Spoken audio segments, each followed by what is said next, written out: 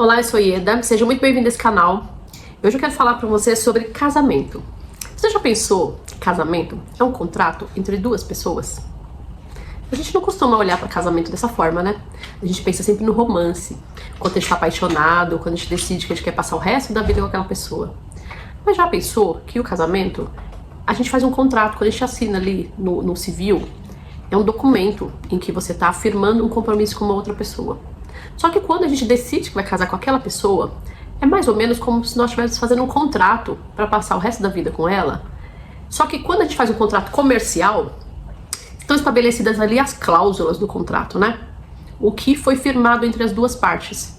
Então, normalmente o que é firmado entre duas empresas é a questão de lucro, é a questão de como o trabalho vai ser feito, as atividades vão ser desenvolvidas, qual é a parte de cada um dos sócios, qual é a responsabilidade de cada um dos sócios, quais vão ser os lucros de cada um dos sócios, né?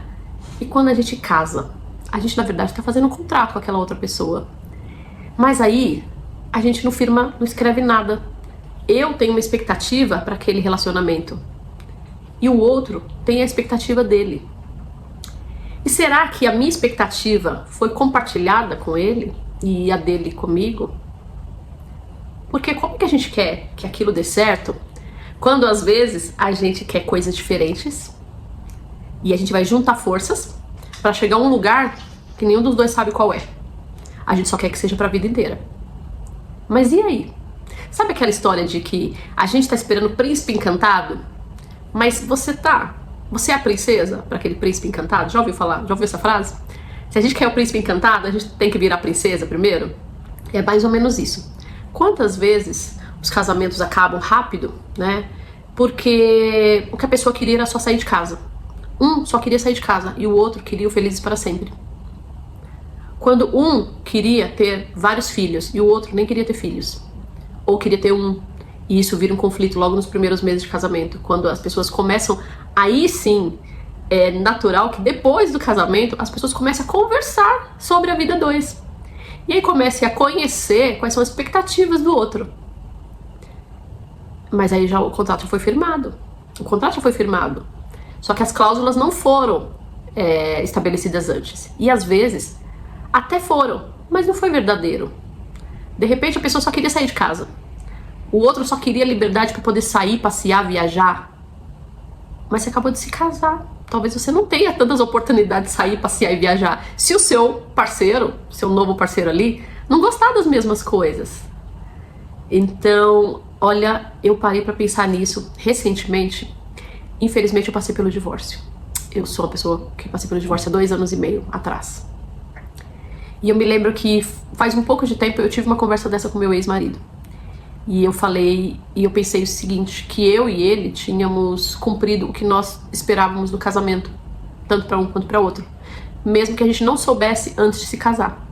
Mas ao longo dos quase 20 anos de casados, para mim a reflexão foi essa, quando a gente estava tinha finalizado. Que os dois queriam ter uma família, os dois queriam ter filhos, os dois queriam que o relacionamento desse certo. Mas os dois estavam preparados de formas diferentes para aquele encontro. A maturidade, o amadurecimento e as vivências de cada um eram muito diferentes. Então a gente queria a mesma coisa, mas a gente estava em momentos de amadurecimento emocional e de vida diferentes. Então o encontro permitiu que a gente criasse a família que nós sonhávamos, tivéssemos os filhos que nós sonhávamos, mas a gente não conseguiu fazer com que o relacionamento caminhasse para o felizes para sempre, porque as expectativas de vida eram outras. E é essa a reflexão que eu quero que você faça também. Espero que você ainda esteja no seu casamento, mas é muito importante e nunca é tarde para que você pense em quais foram as razões pelas quais você quis se casar. E se nessa jornada que você está seguindo, você foi honesta com você mesmo, foi honesta com seu parceiro, e se em algum momento você teve que recalcular a rota, e se você agora está precisando recalcular a rota. Muitas vezes alguns casamentos são salvos, vamos dizer assim, salvos, porque todo o processo de divórcio naturalmente demora-se tempos para que questão se amadureça para finalizar com o divórcio. E neste período todo, que pode ser de anos, a gente luta muito para que isso não aconteça. E eu desejo que você esteja em um bom relacionamento. E por isso é a minha reflexão. Você está sendo honesta com você mesmo? Você foi honesto com seu parceiro? Você ainda quer as mesmas coisas? E o que você precisa fazer, ou melhorar, aprimorar, ou ajuste de rota, para que você esteja rumo ao seu feliz para sempre? Para que as expectativas estejam alinhadas. Não tem problema que lá atrás, 10 anos atrás, 5 anos atrás, 15 anos atrás, 20, 30, você tenha escolhido se casar por um motivo específico, que depois logo se tornou ou raso ou incompatível com a vida 2. Mas agora existe uma vida 2. Existem duas pessoas que estão contratadas a estarem juntas rumo ao objetivo final de construir uma vida do feliz para sempre ali, até o resto da vida de cada um, né? Até o que a morte nos separe. Todo casamento vai chegar até que a morte nos separe? Não, mas muito sim. E se esse for o seu objetivo, é importante que você faça uma reflexão de que ponto vocês estão, para que as rotas sejam ajustadas, para que você consiga entender. Porque é um confronto muito duro e ruim e triste quando a gente às vezes não conseguiu finalizar essa jornada juntos, e a gente consegue perceber e fala, olha, a expectativa lá atrás não estava a correta. A gente entrou nessa jornada com razões diferentes, com motivos diferentes, em fases diferentes, e não conseguimos alinhar ao longo do caminho. Então esse alinhamento ao longo do caminho é muito importante. Como eu falei lá no começo, como se fosse um contrato. Que empresa resistiria a um contrato em que os sócios se comprometem a realizar um objetivo final, que é a empresa dar certo e ter lucro, quando um se compromete, está comprometido de uma forma e o outro está comprometido de outra forma? Como um promete lá, diante do juiz e na cerimônia religiosa, a cumprir compromissos que não cumpre, ou cumprir compromissos nos quais nem acredita.